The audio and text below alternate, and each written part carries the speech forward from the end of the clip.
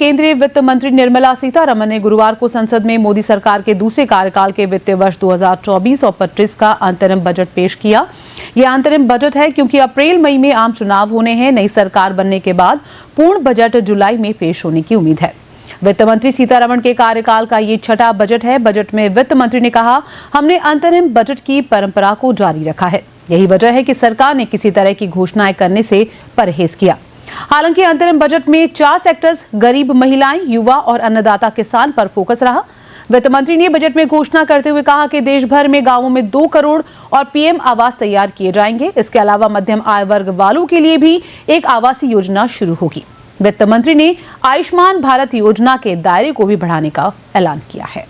Budget पेश किया, उसके माध्यम से सबसे अधिक महिलाओं पर 3 करोड़ महिलाओं को लखपति दीदी बनाना, इस क्षेत्र में सामाजिक सुरक्षा के नाम पे और अन्य अनेक योजनाओं के नाम से देश भर में 3 करोड़ महिलाओं को लखपति दीदी बनाने का जो लक्ष्य लिया है, और पिछले साल उन्होंने 1 करोड़ लखपति दीदी बना चुके हैं। अगले वित्त वर्ष में 2 करोड़ और महिलाओं को लखपति दीदी बनाने का जो कार्य प्रारंभ किया है, जो योजना प्रारंभ की है, निश्चित रूप से महिलाओं के विकास में यह अगर एक मील का पत्थर साबित होगी।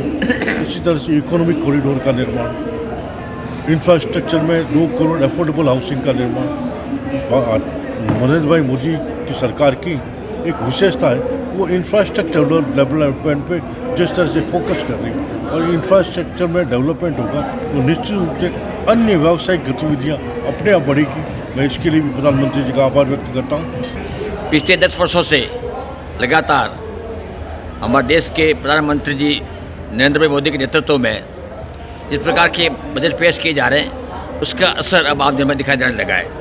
पहले लोग बजट में लोक लुभावनी वादों की तरफ ध्यान दिया करते थे, टैक्स कितना कम हुआ, किस पे ड्यूटी कम हुई, लेकिन अब पिछले 10 वर्षों से जितने बजट आ रहे हैं वो सभी इंफ्रास्ट्रक्चर को, कोर सेक्टर को ध्यान में रख के पेश किए जा रहे हैं। जैसे नेशनल हाईवे कितने बन रहे हैं, कितने एरोड्राम बन रहे हैं, नई रेल लाइन कितनी बिछी है, कितने रेलवे स्टेशन नए बने, कितने एयरपोर्ट नए बने हैं, इसका एक्सपोर्ट कैसे बढ़े, इंपोर्ट कैसे कम हो, इसको लेके बजट पेश किया जाता है। आज का बजट भी इसी लाइन में पेश किया गया, और जिस प्रकार से सरकार ने प्रोत्साहन योजनाएं पिछले समय में लॉन्च की है, उसके कारण देश की जीडीपी बढ़ रही है, और हमारी जो देश की अर्थव्यवस्था 10 वर्ष पहले विश्व की 10वीं अर्थव्यवस्था थी, वो आज वो 5वीं अर्थव्यवस्था हो गई है।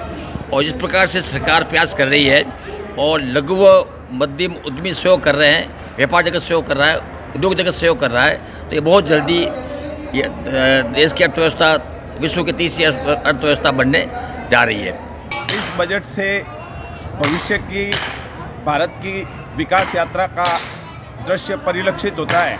केंद्र सरकार ने इस बजट में सर्वाधिक इंफ्रास्ट्रक्चर डेवलपमेंट पे खर्च का प्रावधान रखने का आश्वासन दिया, और इसके अतिरिक्त युवाओं को प्रोत्साहन देने के लिए स्टार्टअप्स के लिए इनकम टैक्स में और कुछ सब्सिडी का प्रावधान भी किया गया। इन सब से ये सरकार की मंशा, किसी भी तरह का टैक्स में तो छूट नहीं दी गई है, पर इससे यह दृष्टिगोचर हो रहा है कि आने वाले समय में रोजगार के साधन उपलब्ध होंगे और देश के युवाओं को स्वावलंबी बनने की तरफ प्रेरित करने वाला ये बजट रहेगा।